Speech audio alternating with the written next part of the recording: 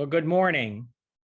On behalf of George Washington University Law School, its Energy Law Program and Sustainable Energy Initiative, I welcome you and thank you for attending this conference. My name is Stephen Burns, a former chair and commissioner of the U.S. Nuclear Regulatory Commission, and I am an alumnus of George Washington Law School.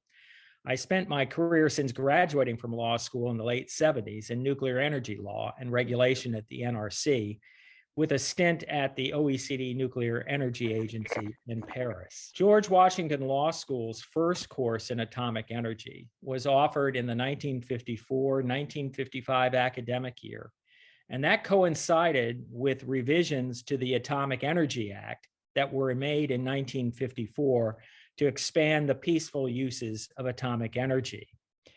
The course included considerations of, quote, the implications and prospective industrial control and use, unquote, of atomic energy. And GW continued to teach this important subject as it evolved. And today, atomic energy law is one of the core courses in GW Law's comprehensive energy law curriculum. In addition to teaching in the classroom, an important part of GW Law's mission is to actively participate in public education and discourse. Despite the rapid growth in electric generation from wind and solar, in 2021, nuclear generation provided about 19% of the total electric generation and 1/2 of the greenhouse gas emission-free generation in the United States. And that's despite a number of power plants, nuclear power plants, closing down over the last few years. As a baseload source of generation, nuclear energy has an important role to play in curtailing our greenhouse gas emissions.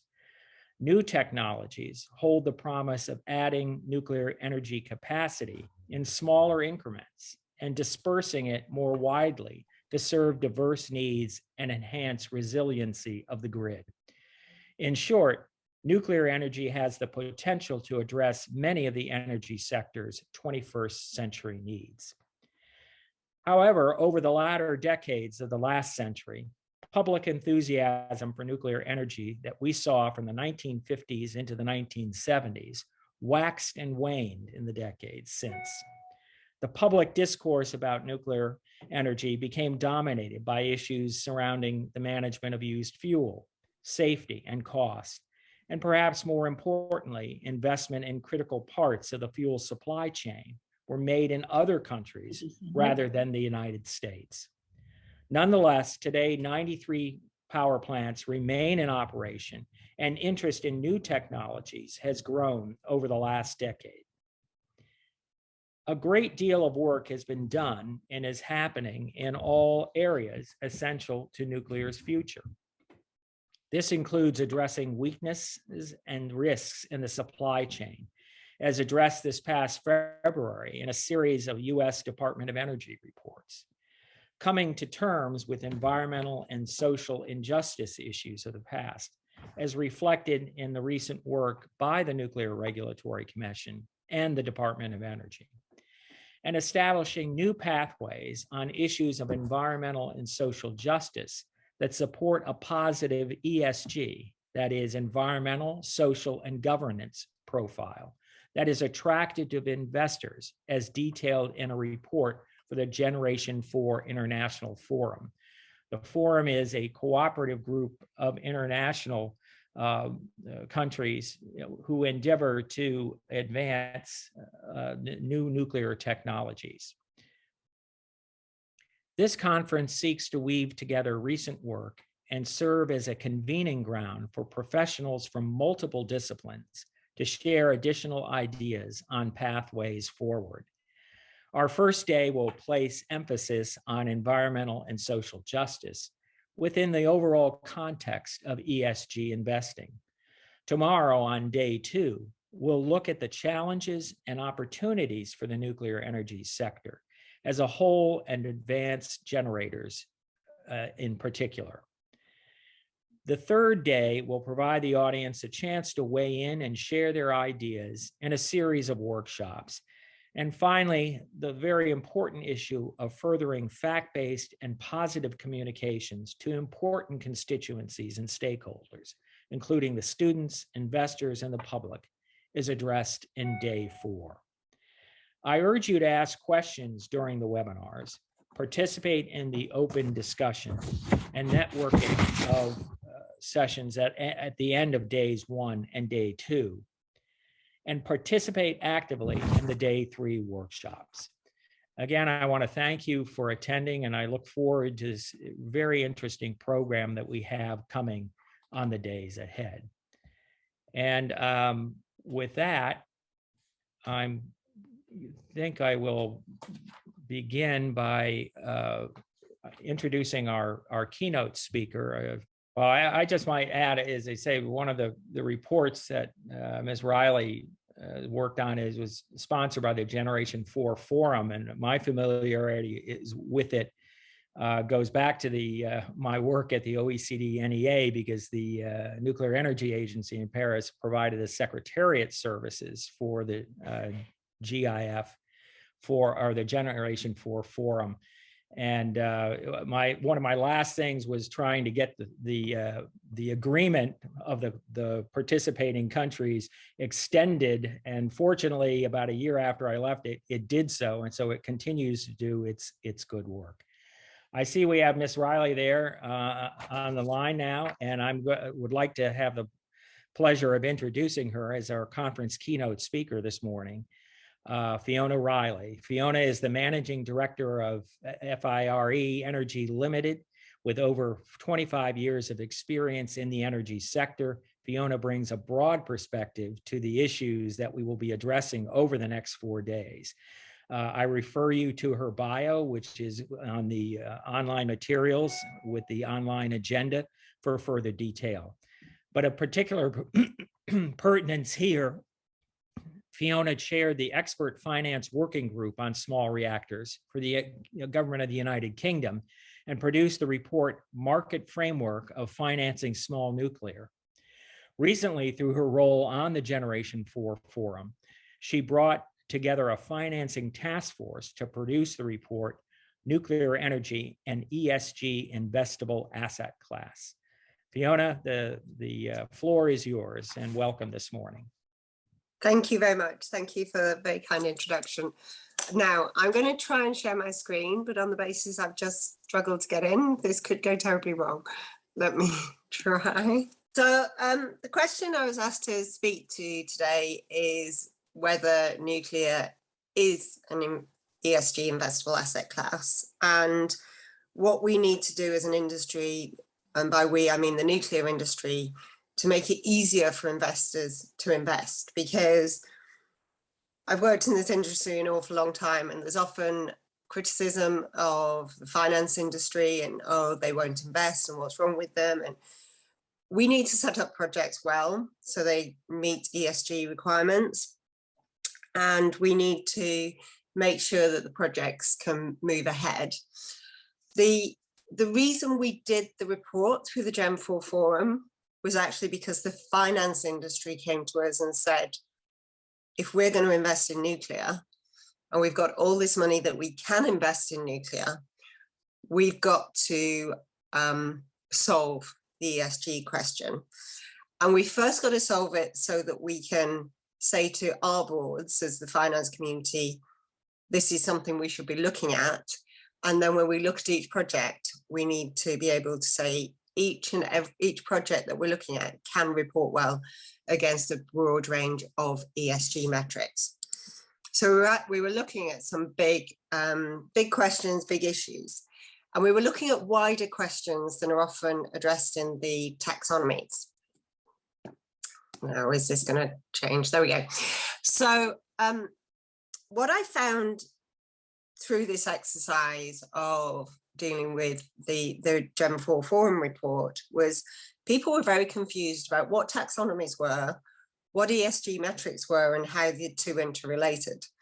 And so we do in the report go into quite a lot of detail on that. And there's the challenge of there isn't a single taxonomy that every country adopts. Each country looks at its own considerations, or for example, the European Union looks at a taxonomy, but also it's what's their status.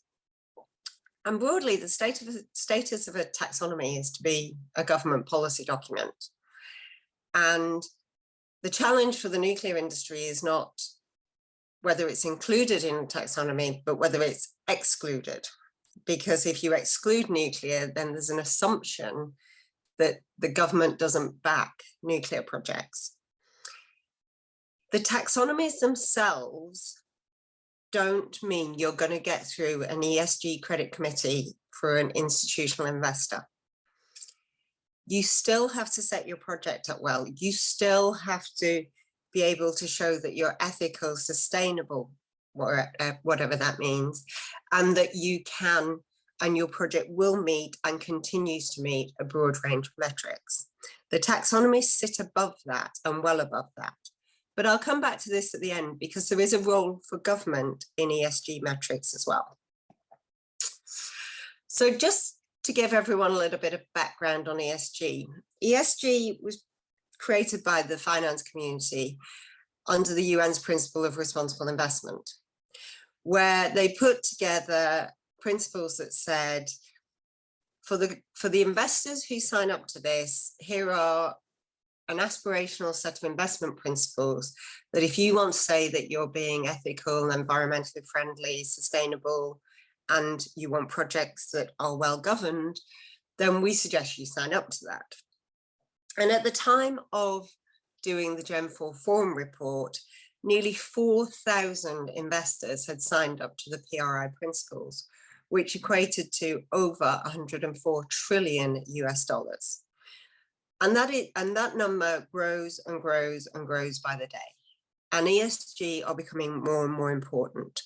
The Harvard Business Review did a review of how ESG companies, as they put it, performed against less sustainable, less ethical companies. And it's been shown in the last 10 years that companies that are able to report well against a broad range of ESG perform better than companies that can't. And it's something that's becoming more and more and more important.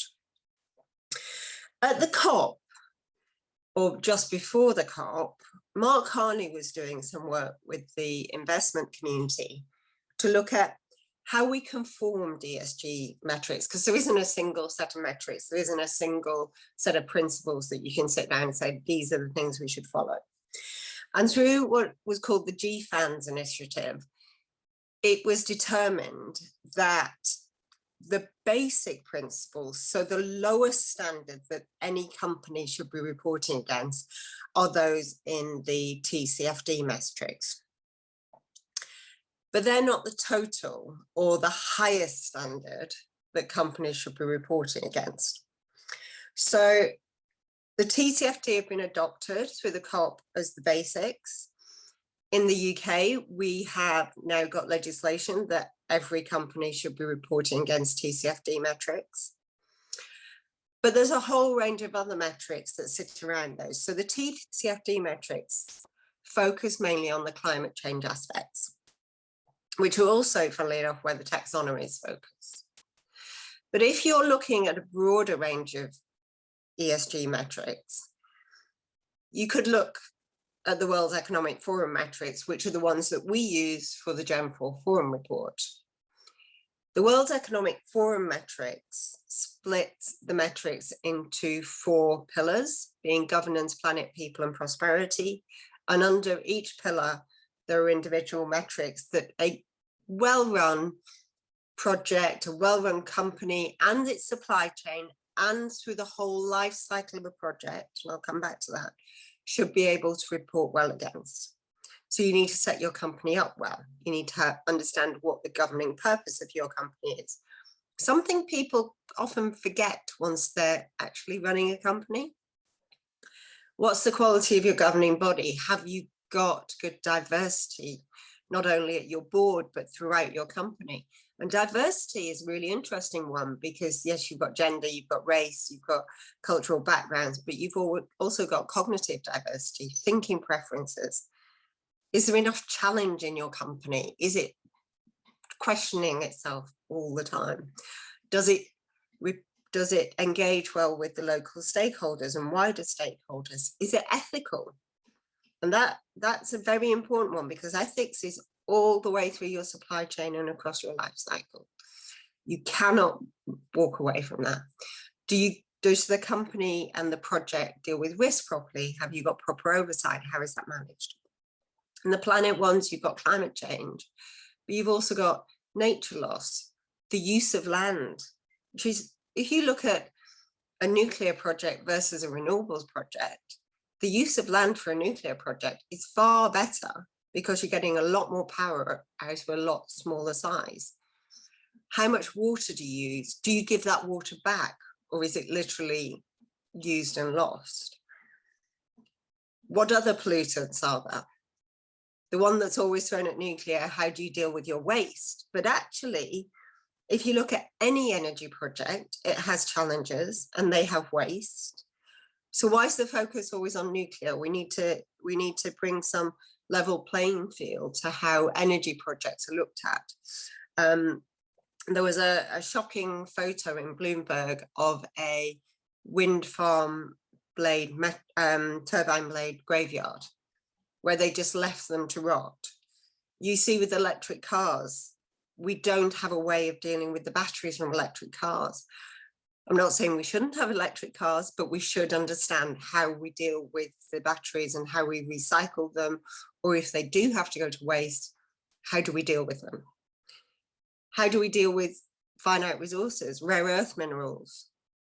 Uranium's often cited as it's a challenging resource. We've actually got a lot of uranium in the planet, but also if we reprocess nuclear fuel, we have even more uranium and plutonium. When it comes to people, dignity and equality throughout the life cycle, throughout the supply chain, are vitally important. Do we treat people well? Do we have good diversity? Do we have great health and safety procedures to protect people?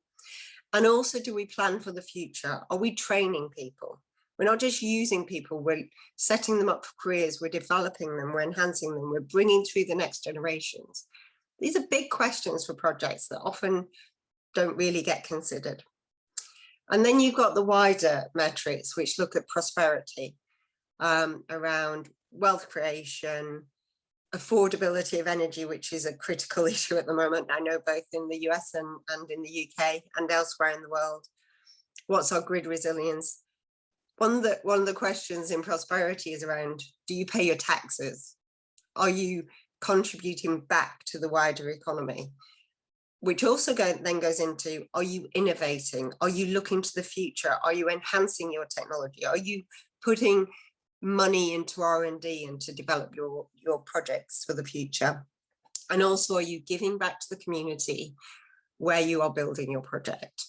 I think many countries have got much better at that, at looking at how do we're taking away from a community. We're also giving jobs to communities by building these projects, but we are taking away, and we might be building something that probably isn't the prettiest.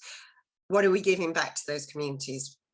What are we saying thank you to them with?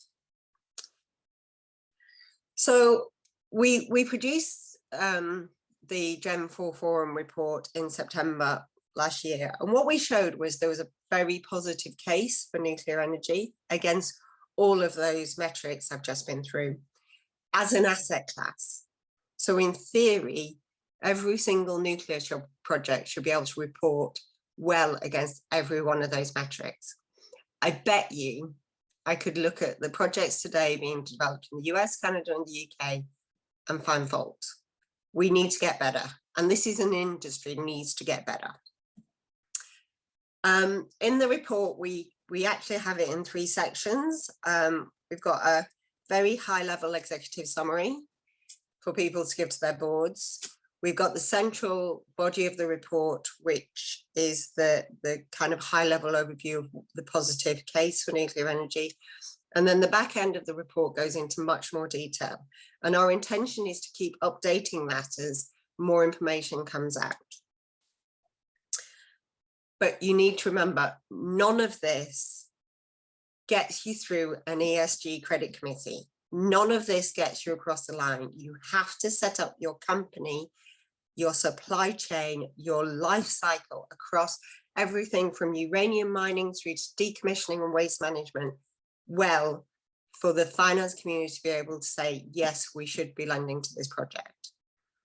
This is not the pressures on the finance community to lend money to nuclear. This is the nuclear industry needs to set up its projects well to be able to attract that money, because there's plenty of money and we've got to get this right. So a financing perspective that was given by a number of investors is few investors actually have an established position on nuclear. Most are ambivalent, most are kind of, well, you know, they're big, they're, you know, huge capex.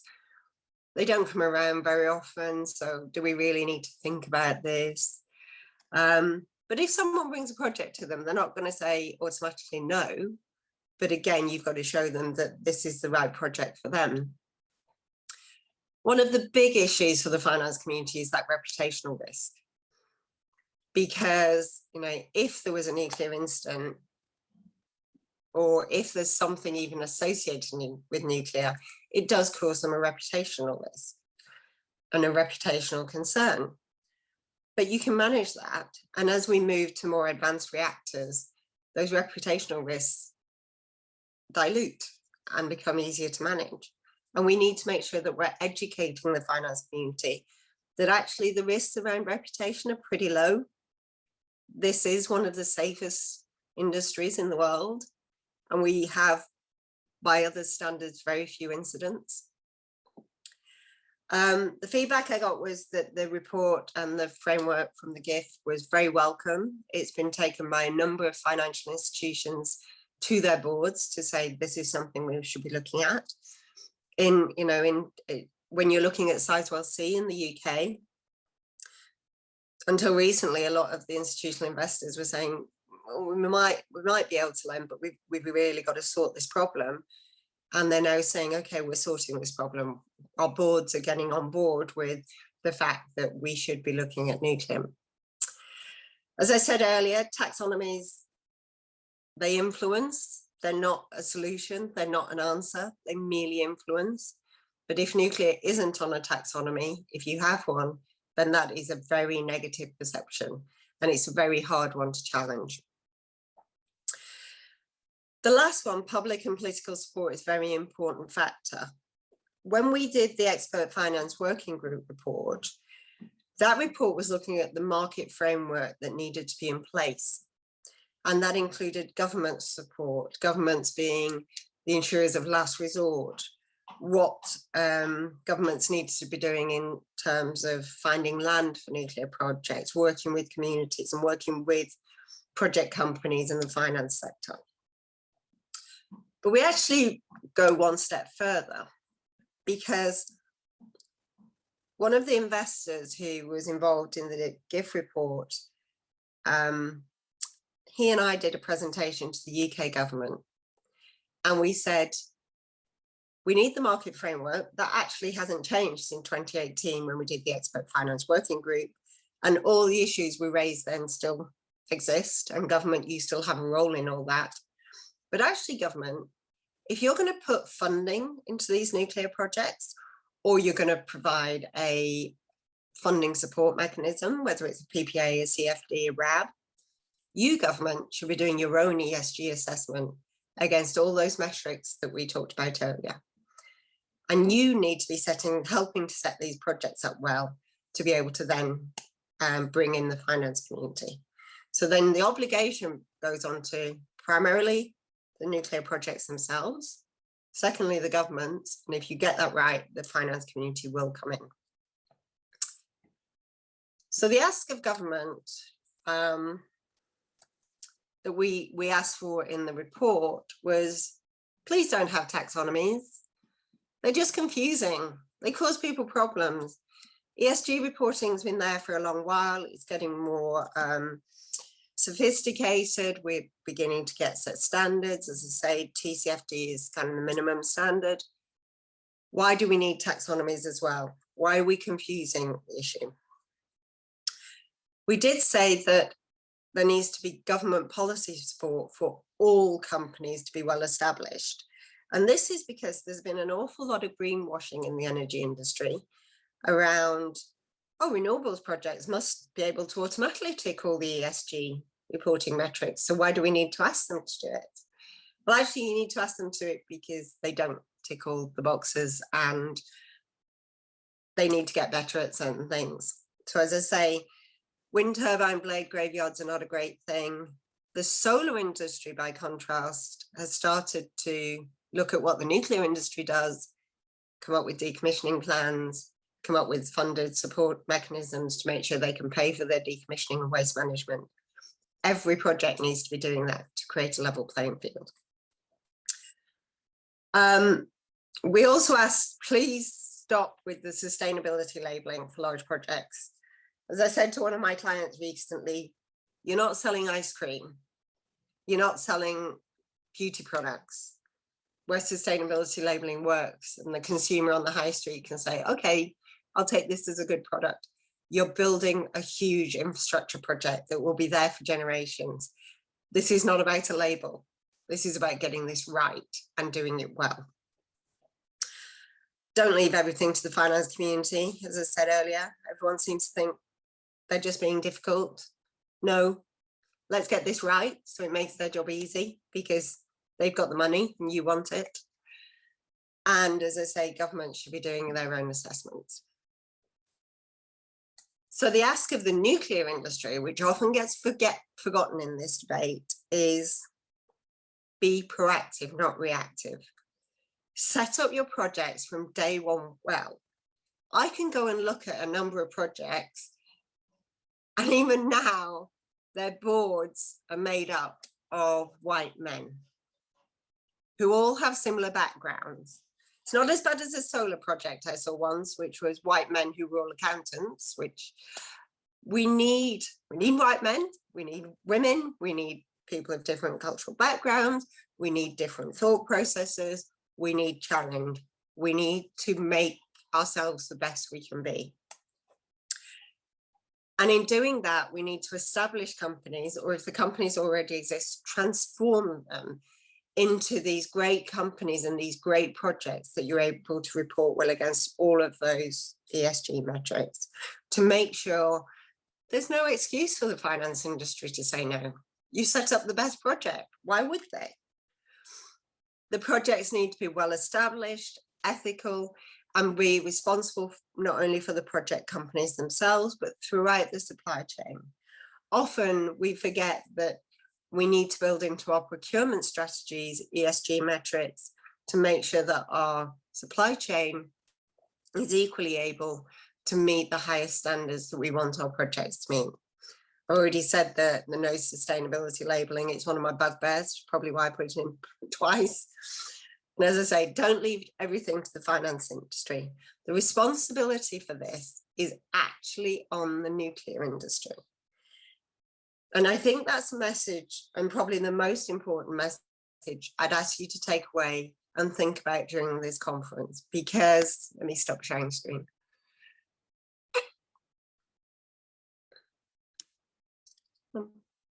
Because we don't set these projects up well. We tend to go back to government and say, government, please tell us what to do. Government, please give us the answers. No, we want to set up the projects. We want to be able to deliver the best projects. We want to move ahead with the best projects. That obligation is on the nuclear industry to get this right. We then need to go to the finance community and say, we need money. And we need to go to governments and say, we need your support and we need a policy framework. Only when we've got all of those things together will we have projects that we can move ahead with quickly, build to time and to budget, and give nuclear its true place in net zero energy strategies going forward.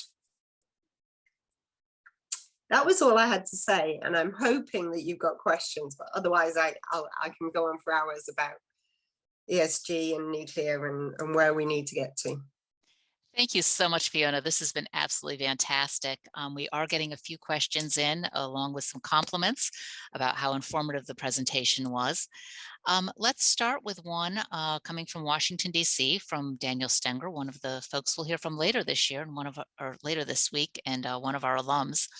He asks, are investors or ESG committees looking for any particular contracting structures or contract provisions for nuclear power projects?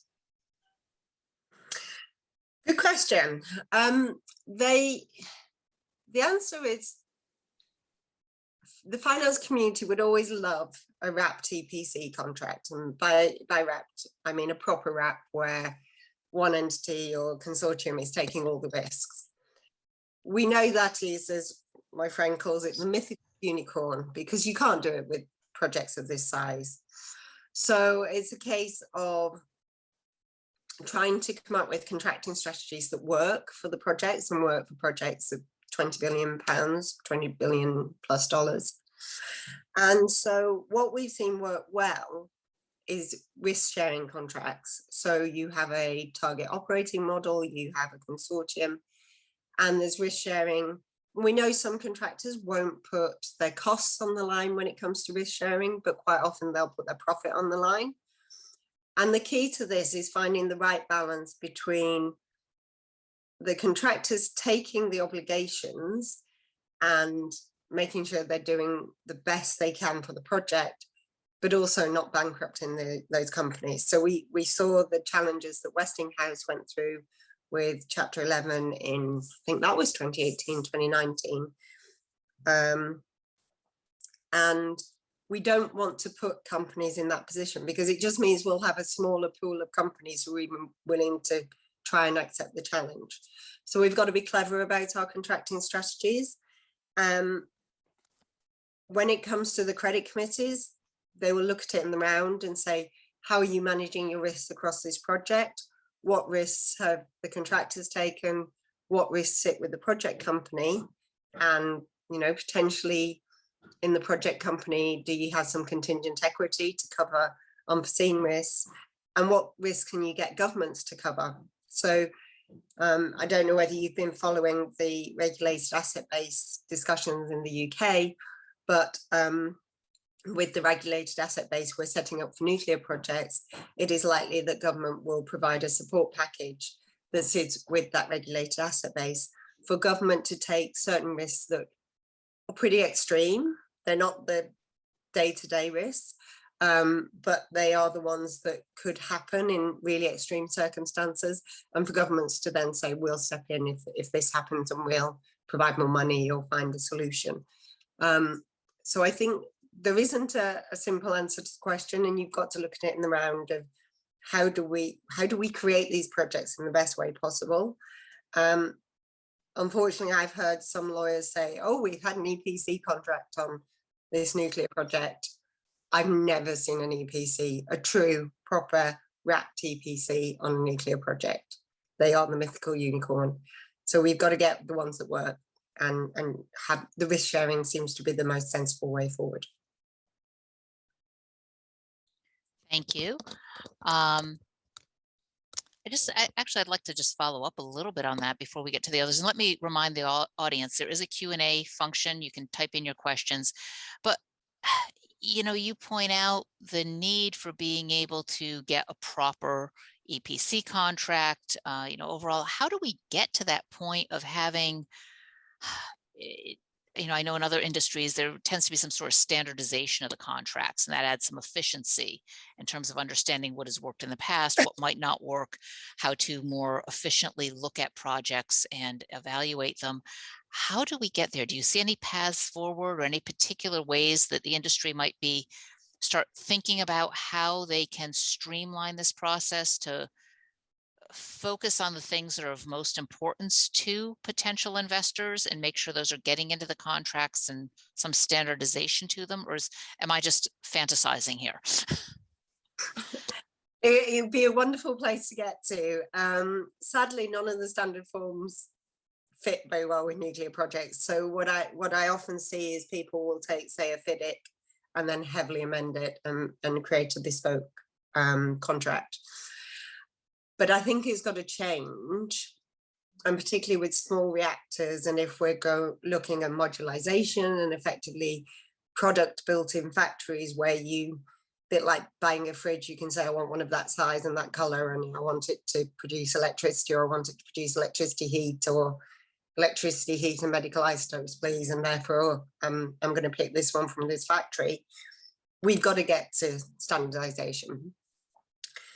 Sadly, the only way we're going to get there is to start building more projects, and then the impetus is there for people to start creating a market. And when I was a practicing lawyer, I got totally frustrated between, well, this is market, so why are we arguing about it? Because if I put my litigation hat on, it just doesn't work. And I don't know how the market's got to that position, but it doesn't work.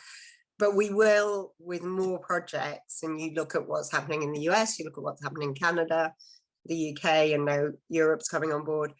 And we've got South Africa looking at small reactors, et cetera, et cetera.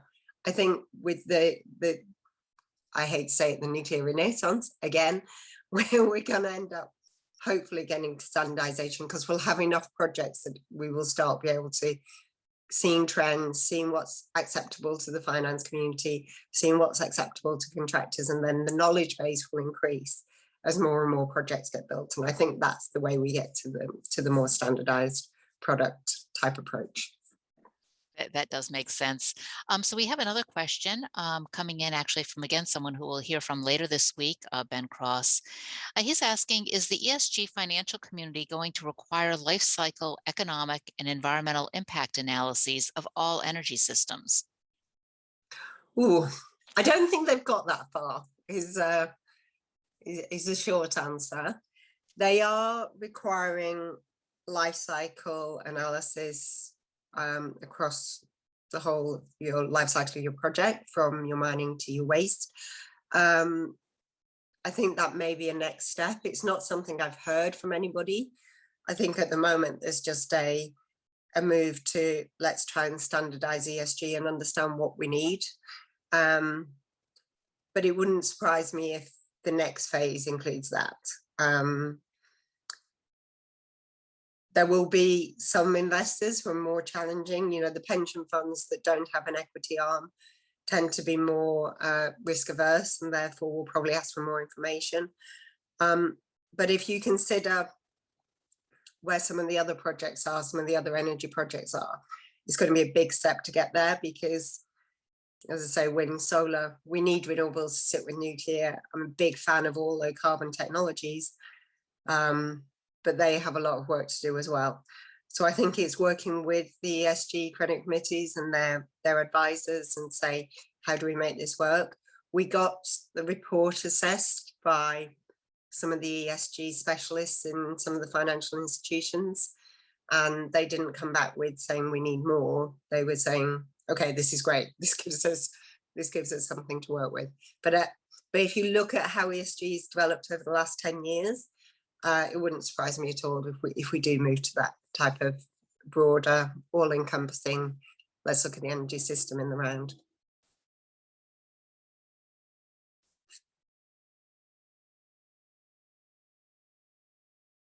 Sorry, I was on mute.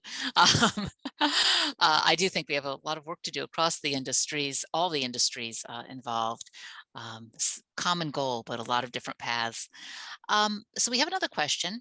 First of all, we have a compliment, which just says, thank you for being a voice.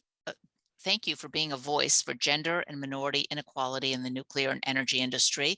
I think that all of us, look forward to having more voices at the table and recognizing that just makes us all stronger. So I do appreciate that comment, and thank you too, Fiona, for bringing that out in your presentation. Can I just comment on that one, which is, I've worked in this industry for nearly 30 years, and the number of times I go to meeting and I'm the only woman in the room, and it's ridiculous. It's got to change. It's got to change how we view these things. And I think people have to be more challenging. I interviewed some law firms for a role a few years ago, and one of the law firms that should have should have won one of the packages of work we were letting, didn't, purely on diversity grounds.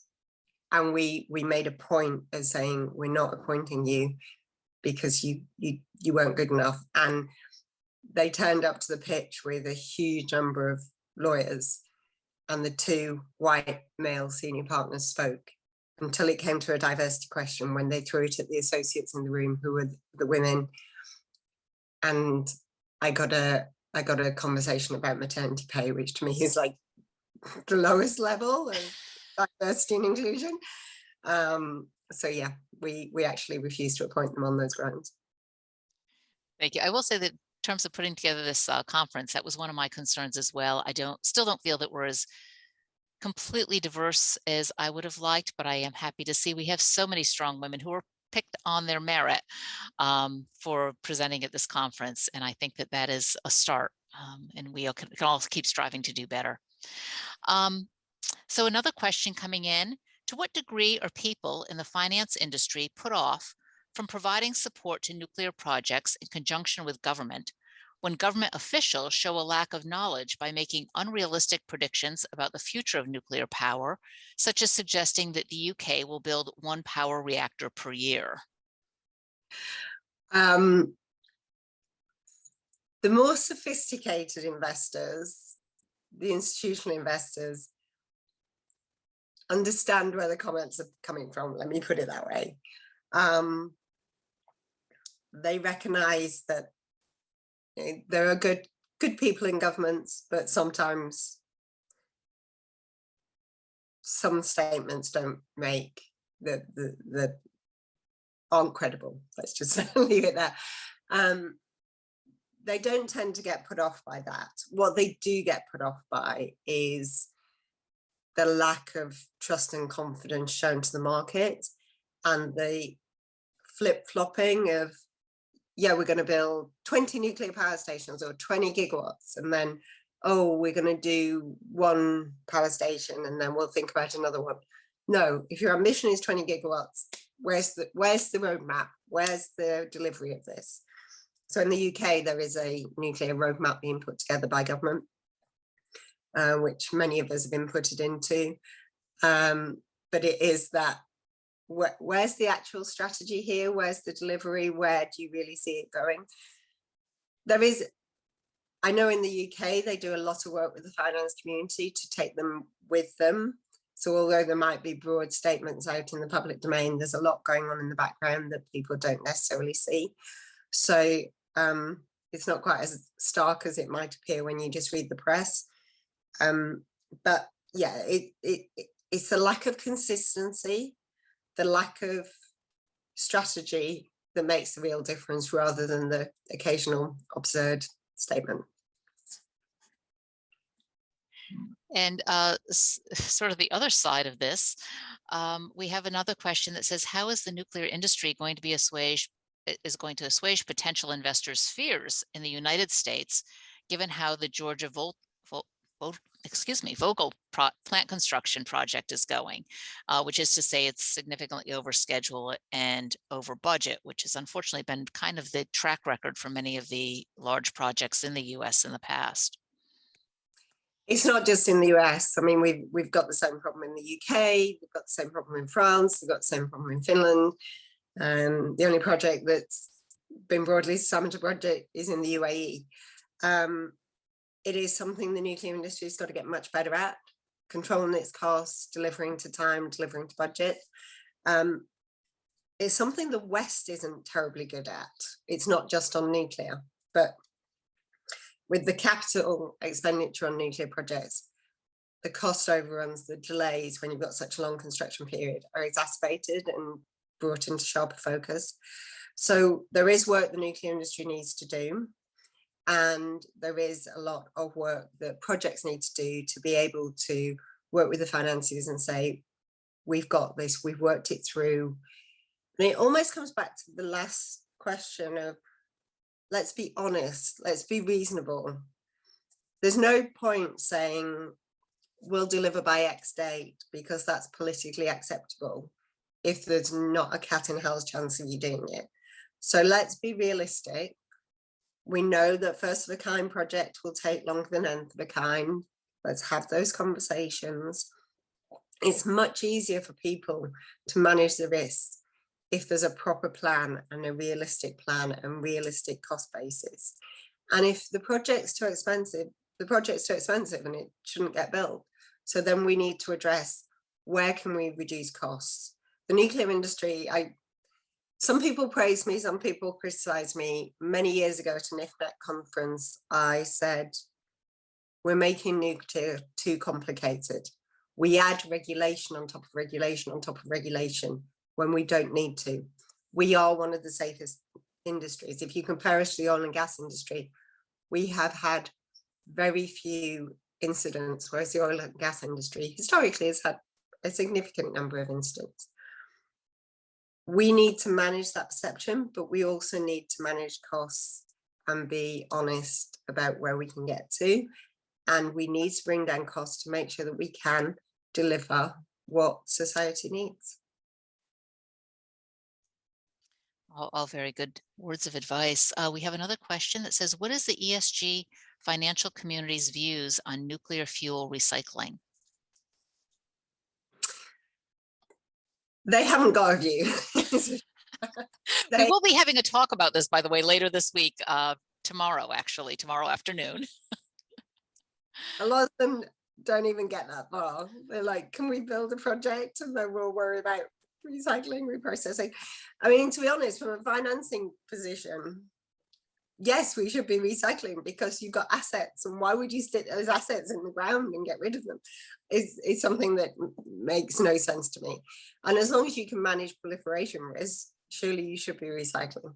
So again, it's setting up recycling properly, making sure that, you know, if you've got technologies that are saying they can burn products from recycled fuel, are they safe? Are they proliferation resistant? Are the projects set up well, again, to make sure that they are to the highest standards? And then they'll look at it on the merits of the individual case. Personally, I think we should be recycling. Well, we would certainly agree with you here at GW. As you know, this is part of our environmental and energy program. And so we're always looking for that intersection that brings us to looking holistically at the projects, which is the whole point behind this conference. So we embrace that view that we ought to be looking entirely at the entire cycle. We ought to be looking completely at all the impacts, the entire life cycle. Do we have any other questions out there in the audience? If we don't, I would like to take a few. By the way, this is Don Attanasio. I'm the director of the energy program here at GW.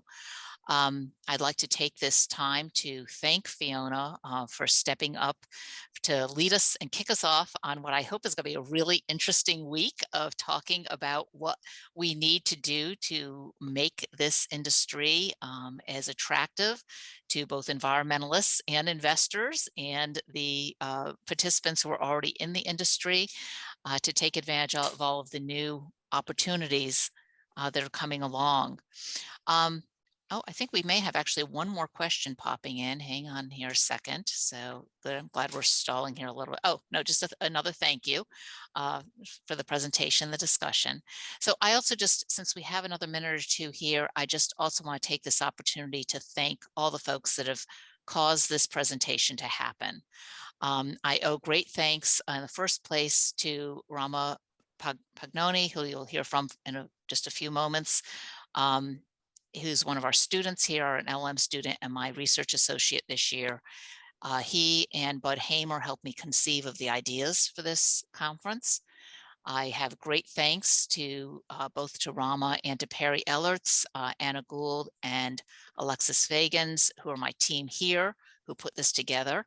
And also to Bud Hamer and to Jean Carpenter, who we'll hear from later in the week, who were really the masterminds in helping me identify folks to participate. And to our alums, who you'll also be hearing from this week. We have Steve Burns, who you heard from this morning, Kathleen Opria, who you'll hear from tomorrow, Dan Stenger, and then Garrett Henderson, again, all huge participants. And I see someone's taking advantage of our last few minutes here. So we do have one more question. So let me just wrap up with my thank yous, and also lastly to all of the participants who I could not possibly have dreamed of a better roster of speakers.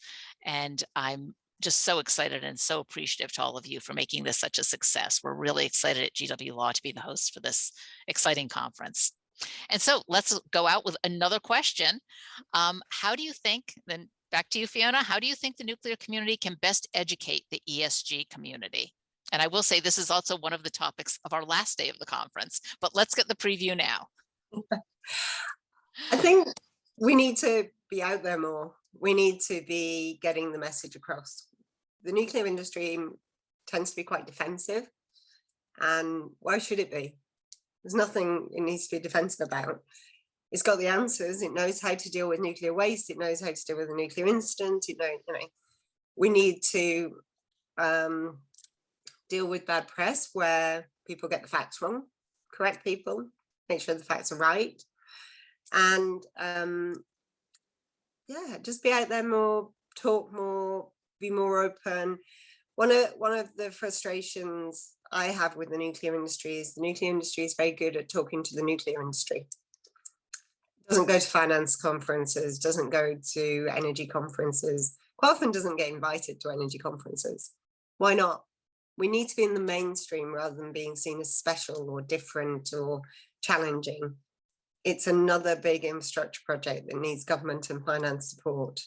And therefore we need to be there in the mainstream as part of any other project that's coming along to say, yes, this is a project you should be investing in. Now, I work on renewable projects as well, and some of those are very challenging, and you've got to fight your corner, and you've got to be out there and, use the press not to be negative about other projects, but just to put your best foot forward and to put your the best information you can out there. I would also say we are going to update the ESG report through the GIF. So if you've got any great information that we can add, then please send it through, and we'll try and incorporate it into the next edition. And we'll send it around the finance community again and try and speak to the finance community again on a lot of the issues and the updates. But that would be a good way forward as well.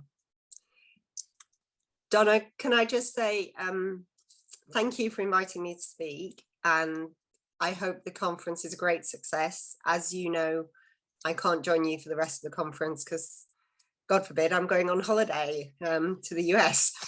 So my bags are packed and I'm leaving in the morning. I'm sure there's a song somewhere in there. So I wish you all the best, and I hope it's a great conference, and I look forward to hearing all about it. Well, thank you very much. And I will say we got one last comment in the chat that says, this is why the nuclear industry needs diversity.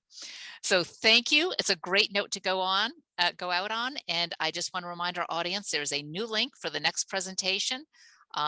It should be in the email that went out to you this morning. And if anyone's having any problems, feel free to email me at d@tenasio@law.gwu.edu. Thank you, Fiona. Thank you.